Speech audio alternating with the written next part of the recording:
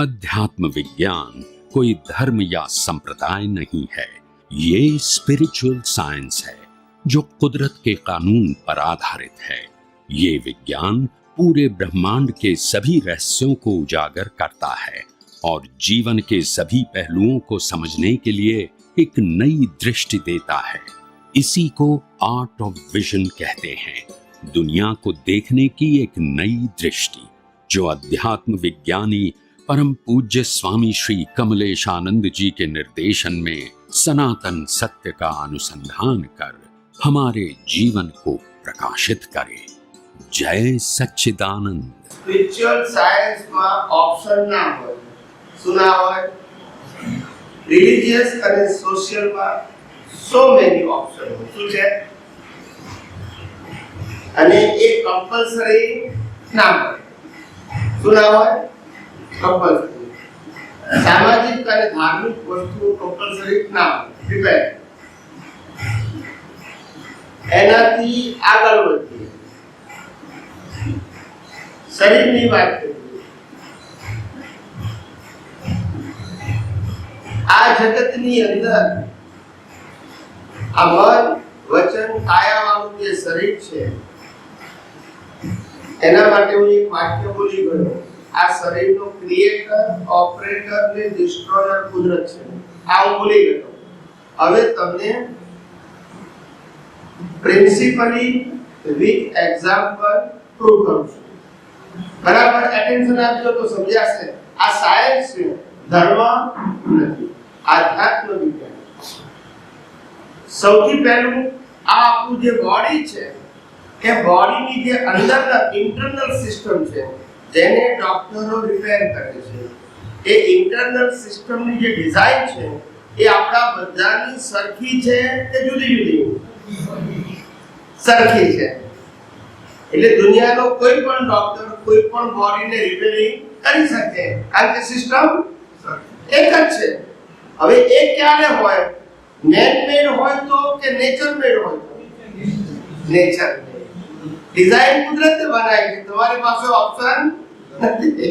કોઈ કે મારે એક આ આગળ જોઈએ એક આ પાછળ જોઈએ, ચાલો, કુદરતની ડિઝાઇન, તમારી મરજી। એટલે પહેલી વસ્તુ ઇન્ટરનલ ડિઝાઇન કુદરતની। હવે આપણે ફિઝિકલ બોડીની વાત કરીએ તો આ શરીર એ પંચ મહાભૂતોનું બનેલું છે, પૃથ્વી જળ વાયુ અગ્નિ ને આકાશ। યસ કે નો? એ પંચ મહાભૂત કોણ છે? કુદરતના। પહેલી ડિઝાઇન કુદરતની, પછી આ શરીર બન્યું છે જે રો મટીરીયલ થી, એ કોણ છે? કુદરતનું। હવે આ શરીર તો બની ગયું, એને 75 થી 100 વર્ષ જીવતું રાખવાનું। એટલે આ બોડીને જીવતું રાખવા માટે મિનિમમ શું જોઈએ? હવા, પાણી, ખોરાક। યસ કે નો? એ કોણ આપે? એ કુદરત આપે। ડિઝાઇન કુદરતની, પંચ મહાભૂતોનું શરીર કુદરતનું, એને જીવતું રાખવા માટે હવા, પાણી, ખોરાક પણ કુદરતના। એનાથી આગળ જોઈએ જીવન જીવવાના સંજોગો। જેમ જન્મીએ ત્યારે માતા પિતા કોણ નક્કી કરે? આપણે નક્કી કરીએ? ભૂલતા નથી। ભાઈ બહેન આપણે નક્કી કરીએ? કોણ નક્કી કરે? કુદરત। as per your previous one cause, તમારા કોઝના ઇફેક્ટ રૂપે કુદરત તમને આ ભેગું કરે છે, રિઝલ્ટ રૂપે। સમજાય છે? એટલે જન્મતાની સાથે બધા સંજોગો કુદરત આપે, અને લાઈફના પણ બધા સંજોગ કોણ આપે? કુદરત। આપણને ખબર નથી કે કાલે શું થવાનું છે। યસ કે નો? ન જાણ્યું જાનકી નાથે કાલે સવારે શું થવાનું છે। પેલા દાઢી વાળા બધા વશિષ્ઠ ને વિશ્વામિત્રએ બધાએ મુહૂર્ત કાઢ્યું કે આવતીકાલે ગાદીએ બેસાડો રામને, અને રામને ક્યાં જવું પડ્યું? બધાના મુહૂર્ત શું થઈ ગયા? ફેલ ગયા। કુદરતના કાનૂન આગળ કોઈનું ચાલે? સમજાય છે? એ જમાનાના ઋષિ મુનિઓ ફેલ થયા ને આજે આ જ્યોતિષીઓ કે છે અમે પાસ થઈ ગયા। दुनिया चलती है, चलाने वाला आવું બધું દુનિયામાં આવું ચાલે છે। ખ્યાલ આવ્યો? દાદા ભગવાન કહેતા હતા કે ગપ ગુણ્યા ગપ કેવું કશું વાંચું જ ના હોય પણ તોય ચાલે. ખ્યાલ આવ્યો ને? જ્યાં લોભિયા હોય ત્યાં જુતારા પૂછે. એટલે આ શરીરના જન્મથી મોત સુધીના બધા સંજોગો પર નેચર વિલ ક્રિએટ, કુદરત ઊભા કરે છે ભોગવટા માટે આપણા ગયા અવતારના કર્મના પ્રોગ્રામ. સમજાય છે? અને છેલ્લે શ્વાસ બંધ કોણ કરે? બોલો, કુદરત કરે. તો ડિઝાઇન કુદરતની, શરીર કુદરતનું, જીવતા રાખવા માટે હવા પાણી કુદરતના, જન્મથી મોત સુધી કર્મ ભોગવવાના સંજોગ કુદરત આપે અને છેલ્લે શ્વાસ બંધ કુદરત કરે. હવે બોલો, આ શરીરનો ક્રિએટર, ઓપરેટર, ડિસ્ટ્રોયર કુદરત છે કે નહીં? બોલતા નથી. પણ આ વાત દુનિયાની કોઈ ચોપડીમાં હોય? બોલતા નથી. હોય? પણ તમને ગળે ઉતરે છે ને કે ભરી જાય છે? સમજાય છે? સનાતન સત્ય છે. કોણ સત્ય છે? કોઈ વ્યક્તિનો. It's a universal truth science. It's not viewpoint of the person. આ કોઈ વ્યક્તિનો viewpoint નથી. આ તો universal truth science છે. એને હું ખાલી explain કરું છું. આ science મારું નથી અને કોઈનું નથી. હતું છે અને રહેશે. એને અનુભવી શકાય, ક્રિએટ કરી શકાય. આ સાયન્સ સમજ્યા વગર કોઈ પણ જીવ આ જગતમાંથી મોક્ષે જઈ શકે નહીં. કોઈ પણ જીવ ના જઈ શકે. આ સાયન્સ સમજે તો જ અજ્ઞાન જાય. શું જાય? નહીતર અજ્ઞાન જાય જ નહીં. એ પાપ પુણ્ય કે પ્રાયશ્ચિતમાંથી ઉપર જ ના જાય. એમાં જ અટવાયેલો રહે. એનાથી ઉપર ના જાય. આધ્યાત્મ વિજ્ઞાન એટલે અજ્ઞાનને નાશ કરવાનું જ્ઞાન with the help of universal truth. અને આધ્યાત્મ વિજ્ઞાનમાં અજ્ઞાન એટલે રિલેટિવ સત્ય. અજ્ઞાન એટલે રિલેટિવ સત્ય જ અજ્ઞાન છે અને એને ઇરેઝ કરવાનું છે. કોની હેલ્પથી? યુનિવર્સલ ટ્રુથ સાયન્સના વિઝન. એના વગર આ શરીરનું જે દેહાધ્યાસ છે એ જાય. આ શરીર સાથે કરતાપણું છે જાય. આ શરીર સાથે સંકળાયેલા સત્તા, સંપત્તિ, સંબંધ, સાધનનું માલિકીપણું છે એ જાય નહીં. આ વિજ્ઞાન વગર હું ભોગવું છું એ પણ જાય. કરતાપણું, માલિકીપણું, ભોગતાપણું ક્યારે જાય નહીં. આ વિજ્ઞાન ના સમજાય તો હું શરીર નથી બોલવાથી એક્સેપ્ટ થાય નહીં. એના માટે સાયન્સ જોઈએ, સાયન્ટિફિક વિઝન જોઈએ કે જેમાં ડ્યુઆલિટી ના હોય. શું ના હોય? Is applicable for all living being human. સમજાય છે? બધા માટે એક હોય. એને ધર્મ, સંપ્રદાય કે પ્રદેશ સાથે લેવા દેવા નથી. બિયોન્ડ સોશિયલ, બિયોન્ડ રિલિજિયસ, બંનેથી બિયોન્ડ છે. સોશિયલ અને રિલિજિયન થી બિયોન્ડ છે. આવું અદ્ભુત વિજ્ઞાન જેમ જેમ તમને સમજાશે એમ તમારી દ્રષ્ટિમાંથી અજ્ઞાનનો નાશ થશે. અજ્ઞાન રિલેટિવ સત્યને અજ્ઞાન કીધું છે. એ અજ્ઞાન તમે લઈને આવ્યા છો. એ જેમ જેમ ઉકલે એમ ઇરેઝ કરવાનું. કઈ રીતે કરવાનું એ હવે બતાવું છું.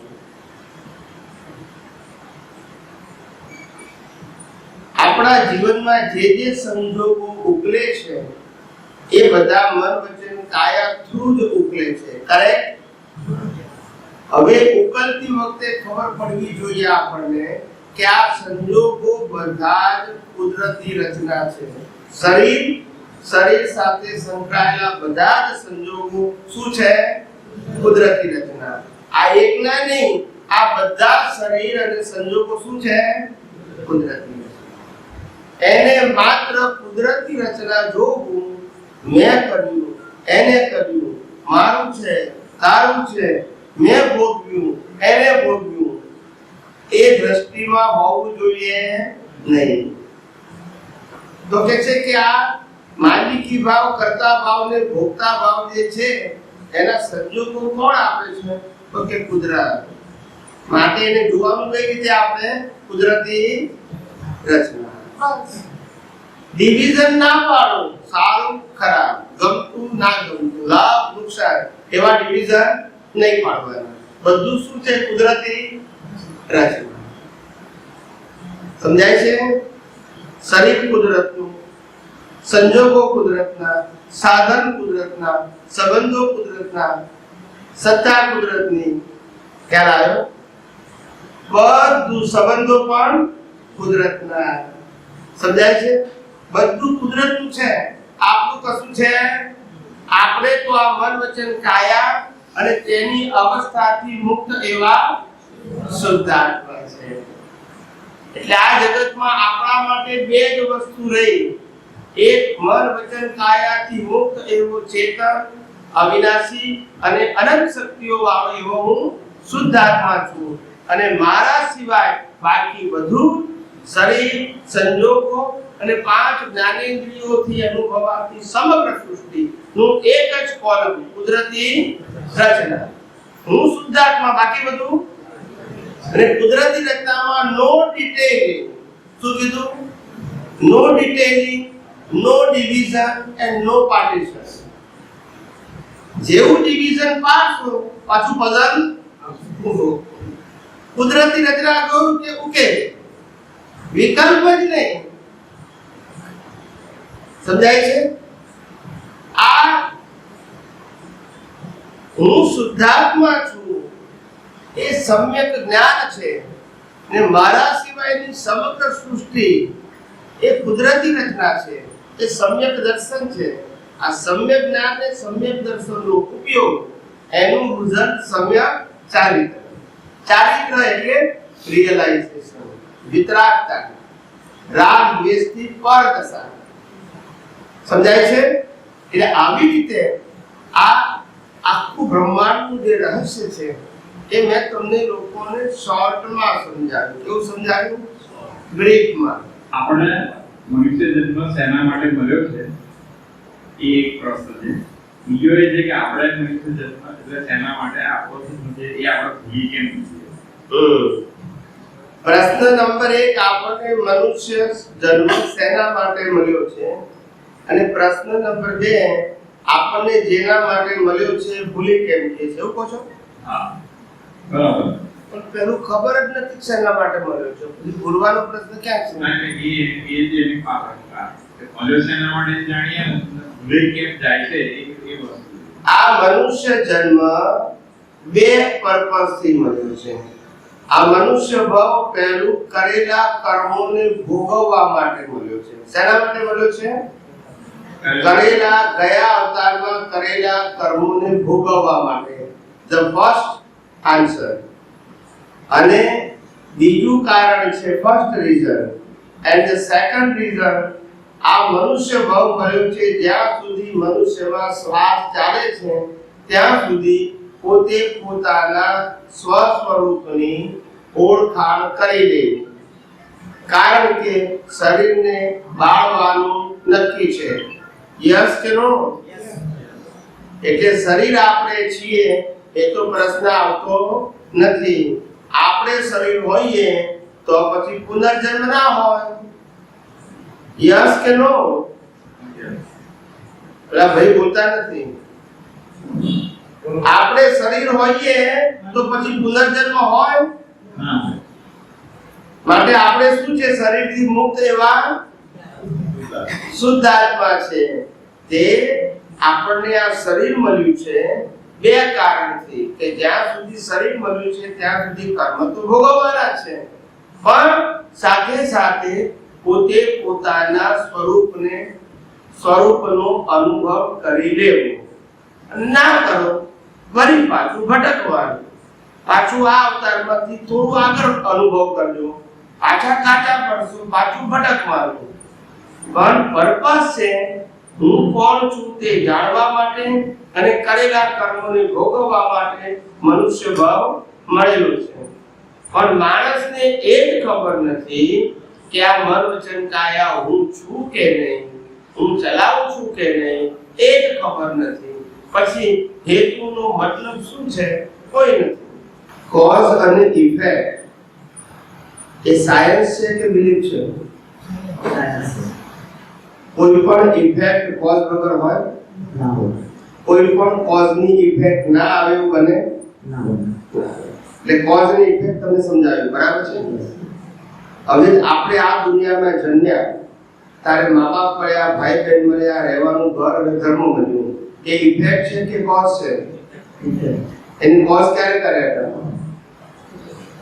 આપણે વાત થઈ ગઈ આગળ કે કોઈ પણ ઇફેક્ટ કોઝ વગર ના હોય. હવે તમારે આ પ્રિન્સિપલ ઉપર જવાબ આપવાનો છે, ગોળ ગોળ વાત નહીં કરવાની. બોલો કોઝ ક્યારે કર્યા? આઈ જવાબ ના બીજો આન્સર હોય તો બોલો. પતી ગયું. રેન્ડમ વાત કરવી હોય તો ગમે તે કરી શકે, જે ઓથેન્ટિક નથી. ઓથેન્ટિક ન હોય ગમે તે બોલી શકે, કારણ કે એને સાબિત કરવાનું નથી. પણ હું જે કહું છું એ ઈસરો ને નાસા ના સાયન્ટિસ્ટ એક્સેપ્ટ કરશે, કારણ કે it's a principle of the nature, it's not view point of the religion or the persons. આ બિલીવ કરો કે ના કરો, it's a law of nature. સમજાય છે? વર્લ્ડમાં કેટલાય ધર્મો એવા છે આત્મા નથી માનતા, જે નથી છે. પછી ના માને તેથી શું? લોકો તો લઘુમતી ને ગુરુમતી કે મેજોરિટી લોકો નથી માનતા, તેથી શું પણ આ દુનિયામાં એક વસ્તુ ધ્યાનમાં રાખવાની. હું સ્કૂલનો એક્ઝામ્પલ આપું છું, એજ્યુકેશનનો એક્ઝામ્પલ આપું છું. 12 મંદિર થી PhD ના સ્ટાન્ડર્ડ છે બરાબર છે. સૌથી વધારે સંખ્યા ક્યાં હોય અને સૌથી ઓછા? ચાલે ગયો. જે PhD માં ઓછા હોય એટલે અજ્ઞાન, ને 12 મંદિર વધારે હોય એટલે જ્ઞાન, બરાબર ને? હંમેશા મેજોરિટી માં અજ્ઞાન જ હોય દર્શાવો કાળ માટે. એમાં કઈ નવી વસ્તુ નથી. એમાંથી જેમ જેમ મેચ્યોર થાય એમ સંખ્યા શું થાય? ઘટતી જાય. મેચ્યોર વ્યક્તિની સંખ્યા જેમ અપ જાય એમ સંખ્યા શું થાય? ખ્યાલ આવી ગયો? અને અજ્ઞાનની સંખ્યા વધારે જોઈએ, કુદરતી વસ્તુ છે. એમાં કેવું નથી કે મારો કે તમારો. જેમ જેમ લોકો મેચ્યોર થાય એમ એનું અન્ડરસ્ટેન્ડિંગ શું થાય? ધીમે ધીમે પરફેક્ટ થતો જાય. અને અજ્ઞાનનું કોઈ અન્ડરસ્ટેન્ડિંગ હોય જ નહીં, જે વખતે જે ટૂંકો આવ્યો હાચો. એને કારણે જવાબ નથી, they are not authentic person. એ તો બતાવો જે સાંભળ્યું છે ને વાંચ્યું છે બોલી નાખે, એને ખબર નથી સાચું ખોટું. સમજાય છે?